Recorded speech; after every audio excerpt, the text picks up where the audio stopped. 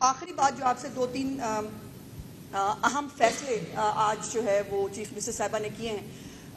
جو ایک گندم کی پرائس اور آٹے کی قیمت کے اندر جو ایک فلکچویشن چل رہی ہے، اس کے اوپر ہمیشہ سے چیف منسٹر صاحبہ گندم اور آٹے کی قیمت پہ ہمیشہ بہت کنسرنڈ رہتی ہیں،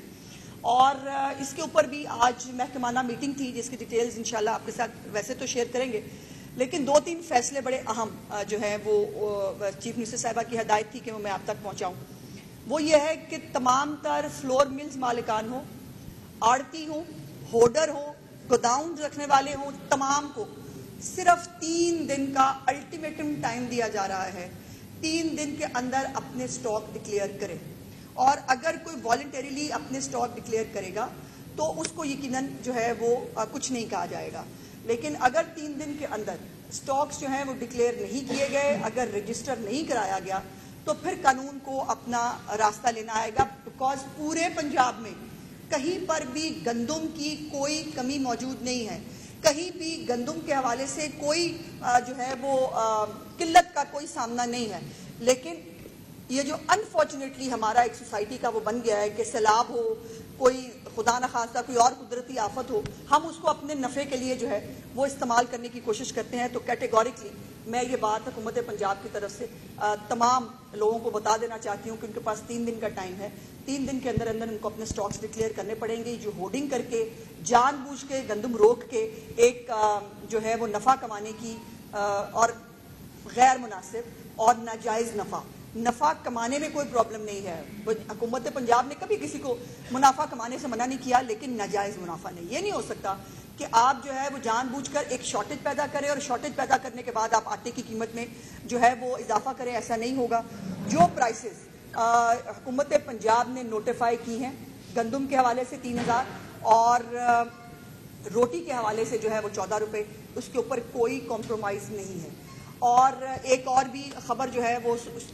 میڈیا نے رپورٹ کی تھی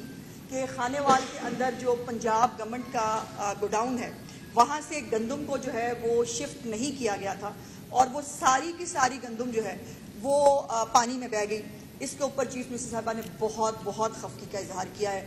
اور انہوں نے کہا کہ یہ ایک دانہ جو ہے یہ پنجاب کے عوام کی امانت تھی، اور میں کسی ایک دانے کو بھی ضائع ہونے کی اجازت نہیں دے سکتی.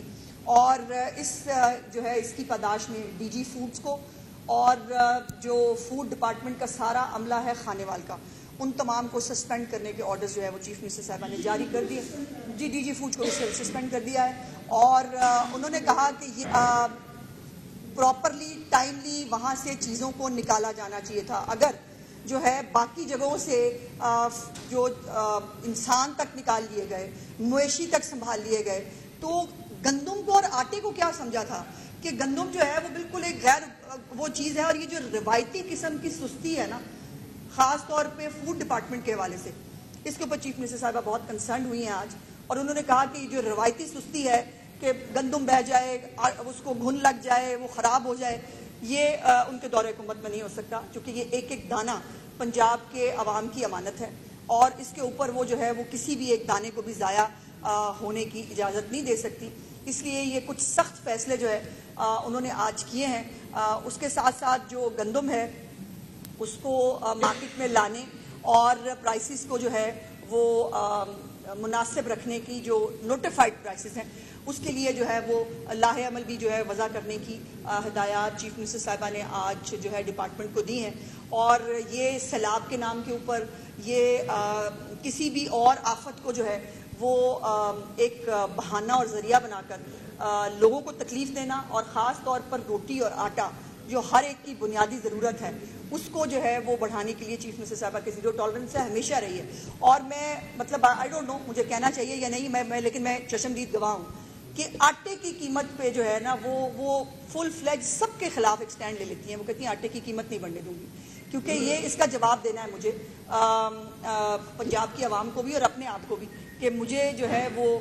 یہ جو جواب دہی کا ایلیمنٹ ہے کہ غریب جو ہے اس کو آٹا مہنگا ملے، یہ ان کے دور حکومت میں نہیں ہو سکتا. تو یہ چند گزارشات تھی جو میں نے